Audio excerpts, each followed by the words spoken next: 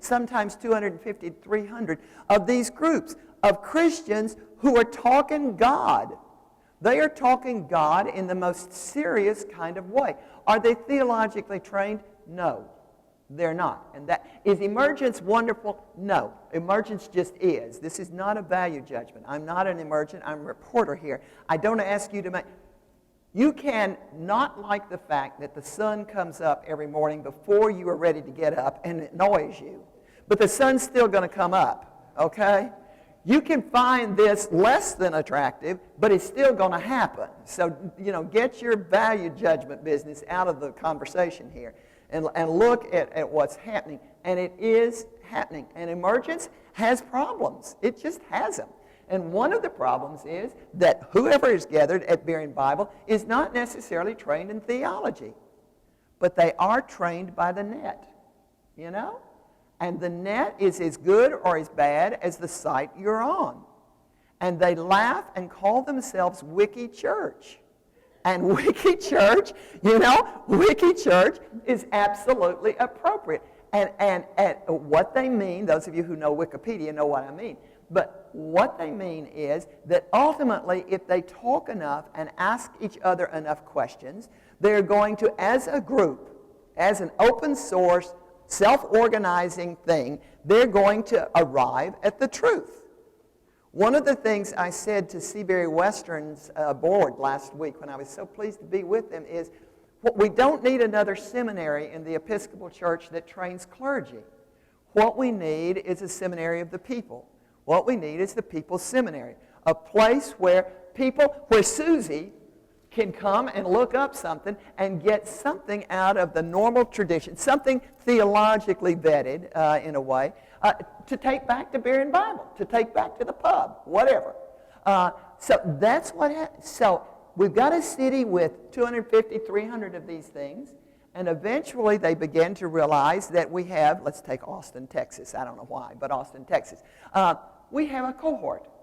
That is to say, we have this gathering of all of these people, all of whom are doing more or less the same sort of thing, all of them passionate in their Christianity. And so wouldn't it be cool if, maybe once every 6 months or so, folk would come from each of those groups and kind of gather. Now, a self-organizing anthill doesn't have a queen ant. That's true. I said that yesterday. But we're beginning to look a lot like something that smacks of organization, right? I mean, that's not a diocese. God forbid it should be a diocese. That's not a diocese, but that's a form of physically getting together, whatever you want to call it. Will emergence eventually organize? Of course it will. Of course it will. Human things just organize eventually. Will it organize with some hierarchy? Probably not. It probably is going to probably organize horizontally. It's not going to do it this way, but it will be there. And there will be some leader who will convene this meeting, but you'll probably never really know who he or she is, because it will be an electronically issued invitation, and it won't be an invitation, because that assumes there's a hierarchy. It'll just be an announcement. We're going to gather under the old oak tree. You want to come? And who comes, comes. And that's it. And so what we get is this kind of, right here, swirling around and around and around and around and around until it picks up huge momentum. And that's where we are right now. And it comes up sort of like a water funnel, if you will, up out of the center of where all of these four meet. And it spews out like this. Anne Ponnenberg said, accurately I believe, that before it's over, 50% of American Christians will be in this center. The energy always goes this way, always, with a few exceptions, of course, naturally. That is to say, it comes out of evangelical, or it comes out of the Jesus quadrant. It comes out... Emergence Christianity is deeply Jesus-centered. It is deeply Jesus-centric. And it comes up out of the evangelical. You're not going to get far talking about Christ too much unless you can get down and dirty and talk about Jesus, in an evangelical way. I find that comfortable because I really am an evangelical Episcopalian, which is not an oxymoron looking for a place to park. It really can happen. And so I find it enormously comfortable to see it. But I was reared a Presbyterian.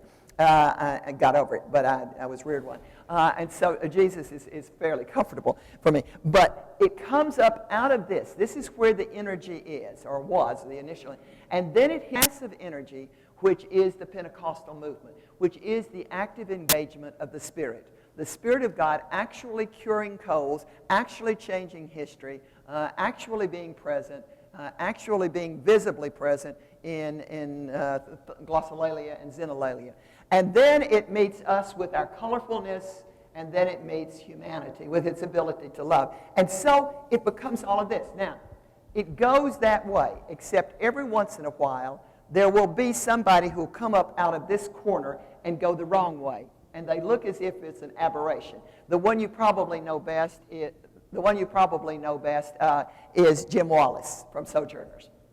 And the reason he looks different or odd or emergent but not quite is he's going in the wrong direction, which is what I tell him. He's just going against the centrifugal force. He went backwards but got the same place. And there are other groups. Up here is not included, just in case you get to wondering, the Mormon Church. Most scholars now regard Mormon Christianity as a different Abrahamic religion. It's not Christianity at all. Mormonism is the fourth of the Abrahamic faiths. For the same reason that Christianity cannot be regarded as the second of the Jewish faiths. There's the presence probably of a distinct set of scriptures is as much as anything a defining distinction. Also, if you're curious, the Quakers are not here, but I'm going to put them there. That is to say that the Quakers belong right there. The Quakers are deeply into social justice, and they are obviously deeply into conservative approach to religion. And it was they whose theologians began to be the first of the enablers, the theological enablers of emergence Christianity, originally came out of Quaker tradition. Those of you know Parker Palmer, Richard Foster, these were the first, Brett Bill, to some extent Dallas Willard, although, and specifically John Wimber. John Wimber, who went on to revive, I suppose, or resuscitate and grow up the Vineyard Association, was trained as a Quaker, and it is Quaker theology that he brings to the discussion, so that the theology that allows this thing to happen comes out originally of a Quaker script. Now, what Pannenberg said was, as this thing happens, as about 50% of North American Christians begin to move in this direction, there's going to be folk up here in the corner. In each corner, and he said 9 to 13%, or somebody said 9 to 13%. It looks to me like more accurately we're going to end up with 7, probably, to 10%. In each of these corners, there's going to be those folk who absolutely say, no, it is not going to happen. This is the work of the devil. This must not be allowed. And I have a divine vocation. I have a calling. My soul, in converse with my God, concludes that whatever else I do with my life, I have got to stop this thing. This thing attacks Scripture. The very presence of this thing, by definition, throws down sola scriptura. It throws it out. It questions, if you understand sola scriptura to be absolute inerrancy, if you think sola scriptura is the Protestant definition of absolute inerrancy, then you're going to be up here in these corners. And one of the things that troubles me, up here we call this Bob Duncan, if that helps, or we call it Peter Akinola in our corner, if that helps, or we call it Jack Schofield. And one of the things that troubles me most at a private level about our communion right now, and it's happening here, it's all over here, it's the Presbyterian Church in America, or the Reformed Presbyterian Church, or the Missouri Synod of Lutheran. It's got its names in part of the Southern Baptist Convention is moving down here. Not all of it is. So it's in all the corners. There's even one over here in Assemblies of God, dropping back. But one of the things that troubles me, we've got the best press. Unfortunately, Episcopalians and Anglicanisms just attract the press. I don't know what we do. Maybe we look better. I don't know. Or we're more literate and we can have a sharper line. I don't know. But we've sure gotten the coverage out of this thing, whether we wanted it or not. And one of the things that distresses me to death is our failure to understand how much pain is involved in getting up here. Our failure to respect it. Much as Akinola annoys me, of course he annoys me. I mean, he's living, come on, in Levirate marriage, in polygamous society, and he's worried about gay. It makes no sense, except that it's sola scriptura, that he's up. The Bible admits of polygamous marriages. It admits of Levirate marriages if you go far enough back in the Old Testament. So there's no violation. If everything hangs on sola scriptura, if everything hangs on its foundationalism, on its inerrancy, then this explains why he's there. That's what he's doing. If you believe that sola scriptura is all we've got, if everything hangs on sola scriptura, and somebody comes along and says, no, you have to interpret this thing in terms of the whole, or you have to interpret it in terms of the narrative and not the particular verse, then what's threatened is everything you've given your life to, and your father gave his life to, and your mother gave her life to, and your grandparents gave their life to.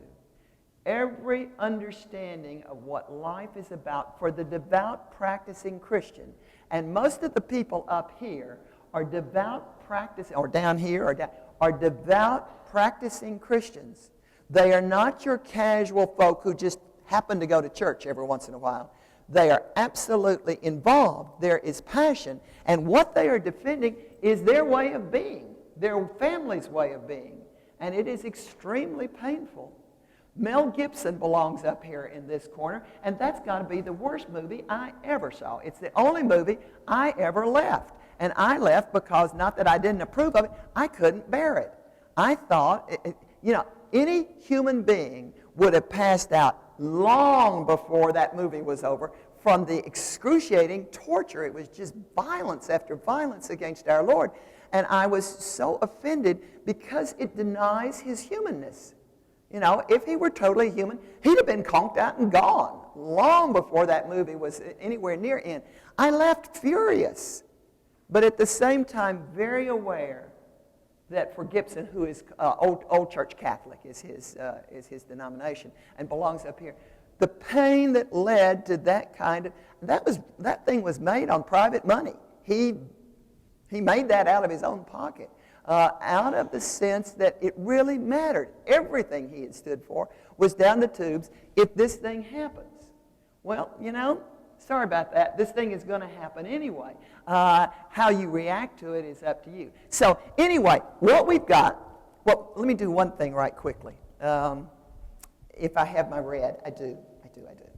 I should have been using the red, just because it probably matters. Lest we misunderstand, these lines are not absolutely impenetrable. These lines are semi-permeable, all right? If you remember Dorothy Day, who belongs right here, but boy, did she bulge out over into that, right? That's exactly where she was. And, John Wesley died in his rabbit, let's face it. And if you watch what's happening right now, between us and Methodism, sometime in the next 150 years, he's going to be home again. It's true. And so he never lost the liturgy, never lost his interest in it. Social justice Christians can be enormously conservative. And conservatives are as interested in soup kitchens and Habitats for Humanity and food pantries as anybody else. And you get the message. There's nobody more conservative than the Assemblies of God, which is the second largest congregation down here in the renewalist column quadrant. And Pentecostalists are enormously conservative. So what you've got really is a Boeing. When my children were little, they used to say, it really makes a difference which syllable you put the emphasis on. And they were absolutely right. This is a matter of the emphasis here is on the liturgy for these people, but it doesn't mean they don't participate to some extent in these other values. As this swirling began, like this, it makes this configuration. The rose was the flower of the Reformation. Wearing a rose was how you indicated to others that you were indeed a reformer and a Protestant. This is called the new rose, and the leaves really are supposed to be green. The quadrants down here, the corners, really are supposed. When you hear people talk about the new rose, this is the new rose. This is what they're talking about. Is the fact that we signal each other by saying, I belong to part of the pilgrim community or the New Rose. And that's what they're doing, just kind of an FYI. All right, what happens? Can't make it go. Well, if you will allow me to draw this one more time and not quite the same way, but if you can assume that it's here and I'm doing the same thing. So we have this swirl right here coming out of the middle like this. But the truth of it is that our liturgicals and our social justice spoke, and our renewalists spoke, and our conservative folk, whoever they are. There's a real difference. There's a reason that Pannenberg put these two above the center axis and these two below it. And the reason is that when push comes to shove, if you get right down to it, the folk up here really are concerned with orthopraxy. And the folk down here really are concerned with orthodoxy. Now, ortho is a really fine long product. It is also, as most of you know, the Greek word for right, for correct. Orthodoxy means correct belief. Orthopraxy means correct practice. And the tension between these is that tension. That is to say, I went to an undergraduate school, Southern Baptist undergraduate school, and had a delightful experience and made many Southern Baptist friends. And I used to say to them, I don't understand the drinking thing, because they knew it was wrong to drink. And my favorite quip as an undergraduate was, I don't get that. We follow a man who changed water into wine because he didn't have time to go to the liquor store. So what's the problem here? For which they had no answer.